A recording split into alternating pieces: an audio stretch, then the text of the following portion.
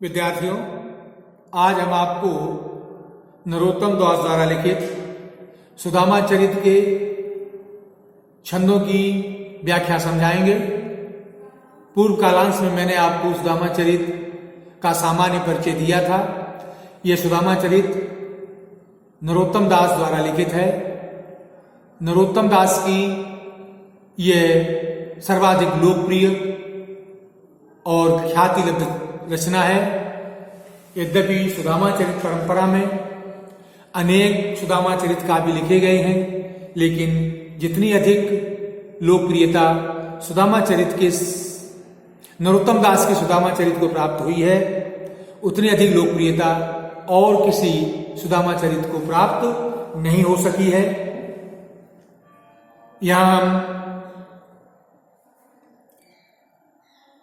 पहले छंदों का पाठ करते हैं, उसके बाद हम आपको इनका अर्थ बताएंगे।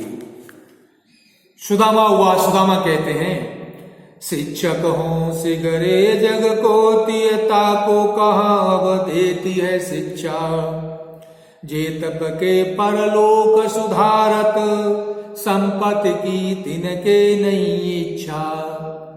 मेरे ही ये हरि के पद पंकज 12,000 ले देखू परीक्षा, और को धन चाहिए बाबरी, बामन को धन केवल भिक्षा।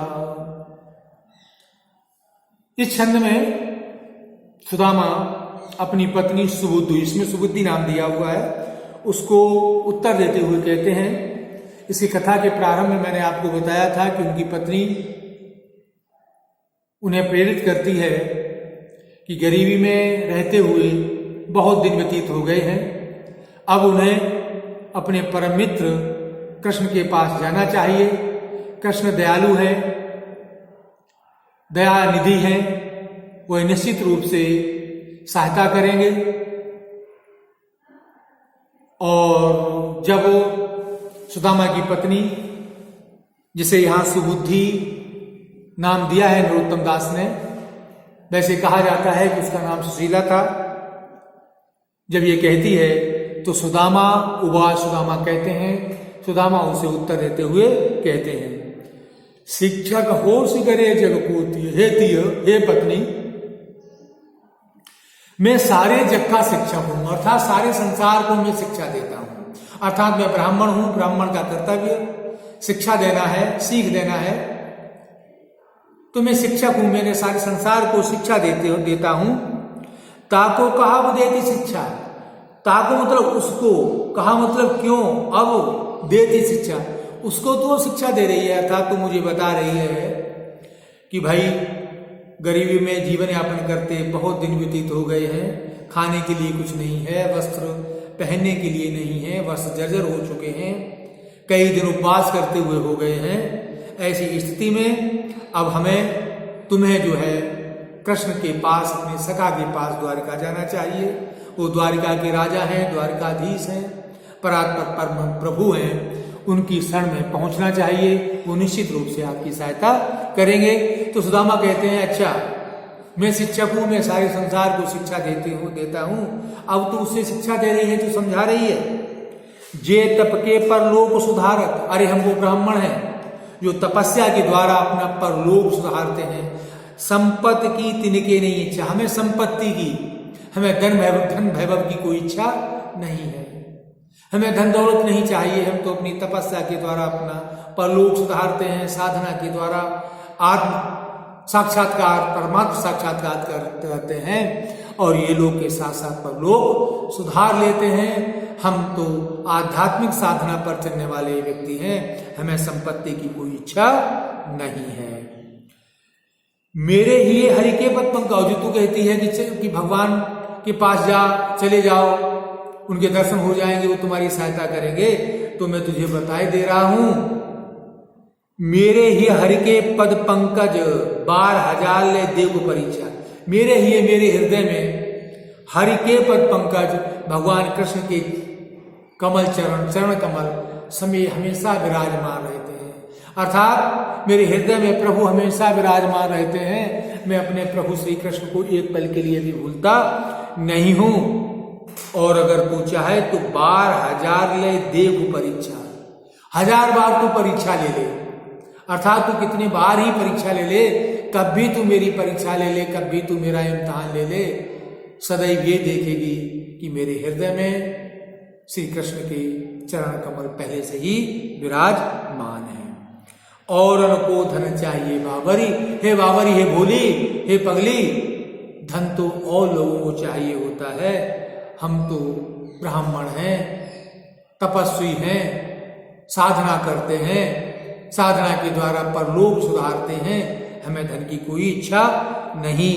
भामन बामन को धन केवल भिक्षा, हम ब्राह्मण हैं और हम तो भिक्षा के द्वारा अपना पेट भर लेंगे, अर्थात धन संपत्ति की आशा से, आकांक्षा से, धन धान्य की आकांक्षा से हमें भगवान के पास जाने की आवश्यकता नहीं है, क्योंकि हमें धन की कोई जरूरत नहीं है। हम ब्राह्मण हैं, हम सारी संसार को त्याग की शिक्षा देते हैं, तपस्या की साधना की शिक्षा देते हैं, और हम तो भीख मांगकर पेट का गुजारा कर लेंगे, पेट भर लेंगे, जैसा अब तक भरते आए हैं वैसा ही भर लेंगे।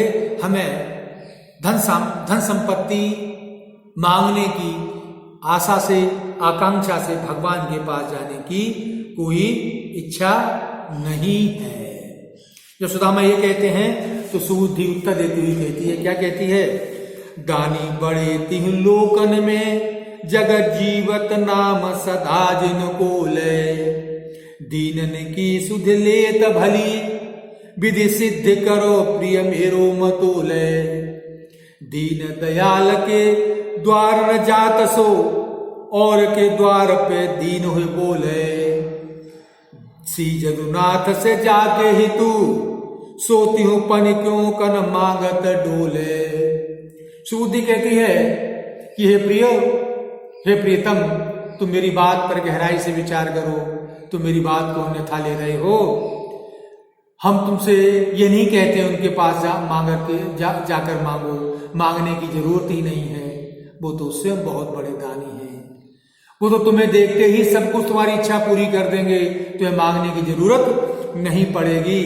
दानी बड़े तिहु लोकन में, वो तीनों लोकों में बहुत बड़े दानी हैं, तीनों लोकों में उनका नाम दानी के रूप में जाना जाता है, अर्थात वो दया के सागर हैं, वो सबको दान करने वाले हैं। जीवत नाम सदा जिन को ले, तीनों लोगों के लोग, अर्थात त्रिभुवनों के लोग जो हैं उनका नाम लेकर के जीवन यापन करते हैं। अर्थात तुम ये गलत सोच रहे हो कि मैं तुमसे ये कह रही हूं कि तुम वहां जाकर के मांगो, तुम्हें मांगने की कोई जरूरत नहीं है। वो भगवान दया सिंधु, दया के सागर श्री कृष्ण स्वयं बहुत बड़े दानी हैं, और उनका नाम तीनों लोगों के लोग उनका सदैव नाम क्या लेते रहते हैं, जपते रहते हैं। दीनन की सुध लेत भली विधि, अच्छी तरीके से वो दीनों की, गरीबों की, अनाथों की, असहायों की सुध लेते हैं, अर्थात वो सदैव ही उनकी सहायता करते हैं, उनका ध्यान रखते हैं। तुम्हें अपनी बात वहां कहने की कोई जरूरत नहीं, तुम तो केवल उनके दर्शन करने पहुंचोगे, और तुम्हारी स्थिति को देखकर वो स्वतः ही तुम्हारे ऊपर कृपा करेंगे। सिद्धि करो प्रिय मेरो मतो ले, हे प्रिय, हे प्रीतम, मेरो मतो, ये मेरा मत स्वीकार कर लो, ये मेरा कहना मान लो, और तुम ये कहना मान लोगे तो तुम्हारी साधना सफल हो जाएगी। उनके पास जाते ही तुम्हारी यह लौकिक दरिद्रता दूर हो जाएगी और पारलौकिक तुम्हें मुक्ति मिल जाएगी, अर्थात एक साथ तुम्हारे दोनों काम सिद्ध हो जाएंगे। इसलिए हे मेरे प्रियतम, मेरी बात मान लो, मेरा यह कहना मानो और तुम उनके पास चले जाओ। दीन दयाल के द्वार में जात सो, बड़े आश्चर्य की बात है कि तुम दीन दयाल, जो दीन दयाल हैं, जो संसार के मालिक हैं, संसार को सब कुछ देने वाले हैं, जो दिनों पर कृपा करने वाले हैं, दयानिधि हैं, उनके तुम द्वार पर नहीं जाते हो, उनके द्वार पर जाने में तुम संकोच करते हो, उनके द्वार पर जाने में तुम्हें शर्म आती है। और उनके द्वार पे दीन हुए बोले, और औरों के द्वारों पर, सामान्य लोगों के दरवाजे पर दीनहीन होकर के डोलते रहते हो। अर्थात वो कहना चाहती है, कितना आश्चर्य की बात है, जो संसार के मालिक हैं, दयानिधि हैं, दया के सागर हैं, उन कृष्ण के दरबार में तुम्हें जाने में शर्म लगती है, तुम्हें संकोच हो रहा है, जबकि तुम दुनिया के लोगों के द्वार पर भिक्षा मांगने के लिए डोलते रहते हो। अर्थात हर द्वार पर तुम मांगने के लिए जाते हो, तो तुम औरों के द्वार पर दीन होकर के डोल रहे हो।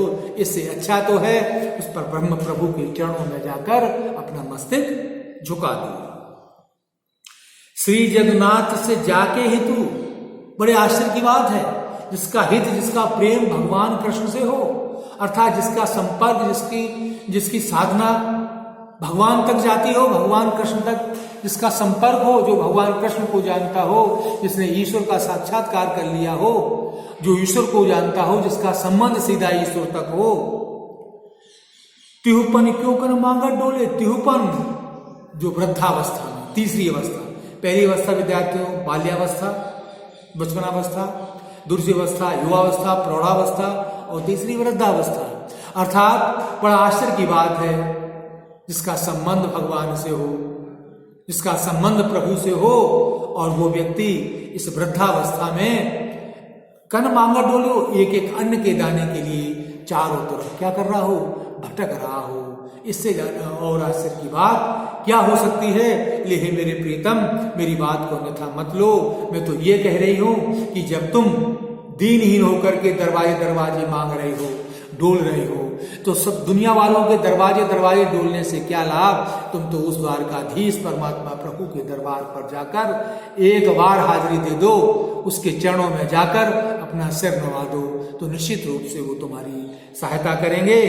बड़ा आश्चर्य है, जिसका हित, जिसके प्रेमी द्वारिका नाथ हो, और वो वृद्धावस्था में एक एक दाने के लिए दुखी हो।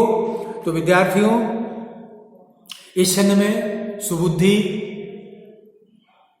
अपने प्रीतम सुदामा को श्री कृष्ण के पास जाने के लिए प्रेरित करती है, और उन्हें बताती है कि ये मेरे प्रीतम, जो संसार के नियंता हैं, संसार के जो मालिक हैं, जो सबको देने वाले हैं, जो दया के सागर प्रभु हैं, कृष्ण हैं, उनके द्वार पर जाने में कोई संकोच नहीं करना चाहिए। संकोच तो दुनिया वालों के द्वार पर मांगने में आना चाहिए। उस परमात्मा को जिसने जीवन दिया है, जिसने सब कुछ दिया है, उसके दरबार पर हाथ फैलाने में कोई संकोच नहीं होना चाहिए। और तो जब तुम्हारा तो संबंध सीधा प्रभु कृष्ण से है, तो जब प्रभु कृष्ण से है तो एक बार उनके दर्शन करो।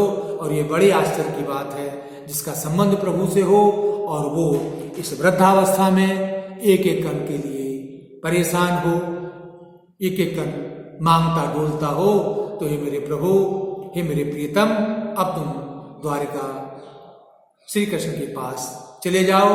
मेरी निश्चित ये धारणा है, विश्वास है कि प्रभु तुम्हारे ऊपर निश्चित रूप से कृपा करेंगे।